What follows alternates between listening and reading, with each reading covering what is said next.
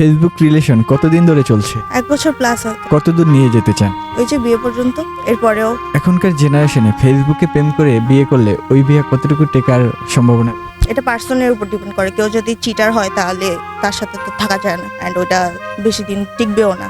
এটা পার্টনারের উপর ডিপেন্ড করে যে সে কিরকম, তার চিন্তা ভাবনা কিরকম। যে মানুষটার সাথে ফেসবুকে পরিচয়, ফেসবুকেই প্রেম, সেই মানুষটা আপনাকে কতটুকু ভালোবাসে? যে অনেক অনেক অনেক বলতে অনেক, মানে ইফোর্টস সবকিছু 10 on 10।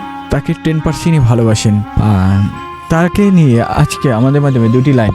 সাকসেসফুল হও অ্যান্ড আমাকে বিয়ে করো। এই যে তাড়াতাড়ি আমি বিয়ে করতে চাই তোমাকে। বিয়ের পরের স্বপ্ন কি?